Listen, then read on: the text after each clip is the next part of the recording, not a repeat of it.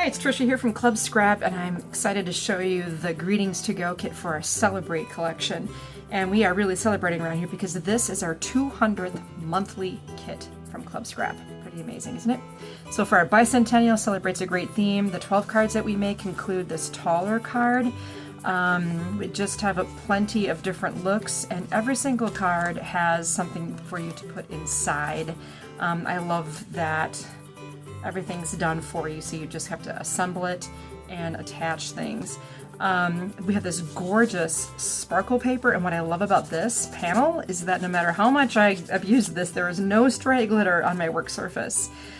We did something unique with this particular Thinking of You panel, just cut around a little bit so I could slide this blue panel beneath this tab portion of the greeting. So more details on that in your downloadable instructions. Here's a sympathy card, very, very elegant and beautiful. You're in our thoughts on the inside of this one. There's also a gorgeous two-tone ribbon with a little bit of silver sparkle in it, and then some oval-shaped eyelets that I did set with my Crop-A-Dile, but just had to make a few extra punches to enlarge the hole to accommodate the larger eyelet. And then a thank you card, of course, here. Each of the black card bases have a white inner panel, so that you don't have to have a special pen to write on the black card base. Now, for the third variation, we have this unique window opening structure. And as I was trying to write the instructions for these cards, I ended up realizing I just think a video would make the assembly of these cards so much easier for all of you. So let's take a look at how to assemble this card. Now, your kit comes with a sheet of craft plastic. Now, this is a piece of clear, really super clear plastic, but it has a lining protecting the front and back sides. That's why it looks cloudy. So what you will need to do at home is trim that plastic vertically at 5 inches.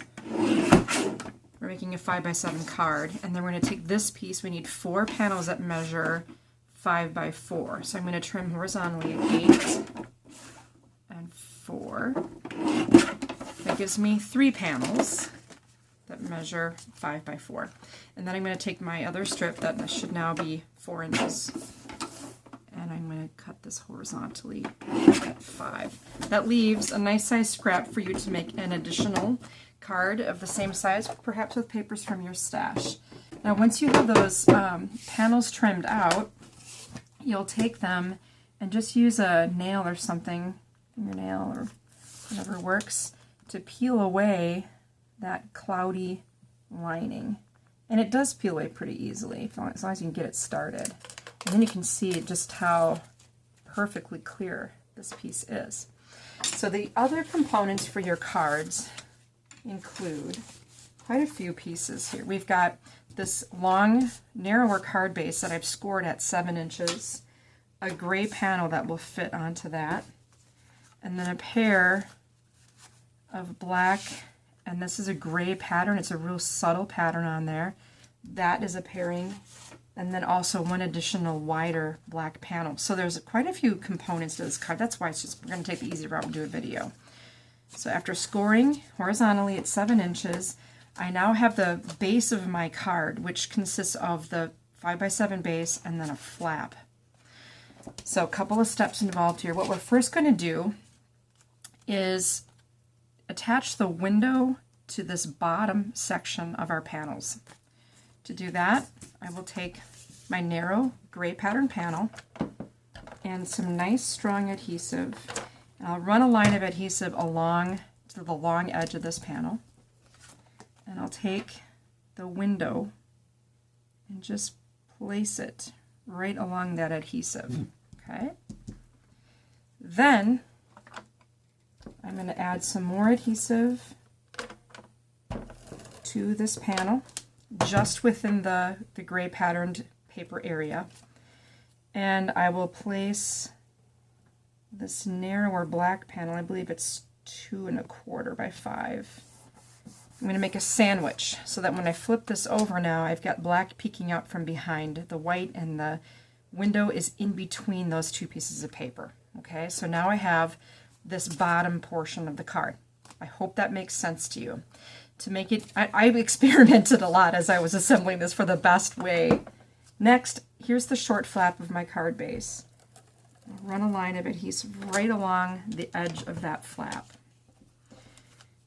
Next, take your separate sandwiched window and line it up with the bottom edge of the card, because we have to know that's where we want it to be. And then close the flap over the window. Now we know we have the window attached to the perfectly right spot, and let's make our sandwich now on the back of the card. So if I put adhesive along the window, just within the card flap area, don't put any adhesive over the edge. I think maybe I'll just make sure I have this in my fold here. This black piece then will align with the score of the card, so you can still open and close it. But now we have a really nice area where this black will peek out from behind the back side of the card. Finally, there's a gray panel that we can attach to the inside of the card, and that's going to add a lot of strength to our card base. And then you'll be trimming apart your cut-aparts that will decorate each card. So in this case, we've got a little decorative element that will attach to the outside of the card here. And you can do this any way you like. Just align it with the edge here.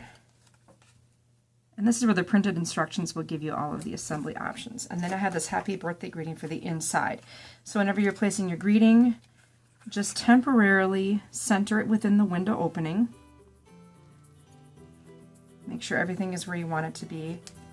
Then open the card, leaving that greeting right where it was. And you can either take a pencil and mark temporarily where the edges of the panel will go, or just do the lift and adhere method, which I'm going to try right now because I lack for a pencil. Okay, that worked just fine.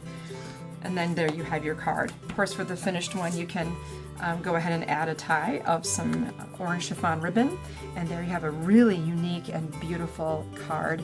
And then you have extra sentiments to attach to the inside of every single card as well. So pick the one that you like the best, and then make that combination for the inside of every card as you go. Hope you enjoy these Celebrate Greetings to Go for our Bicentennial collection. Enjoy.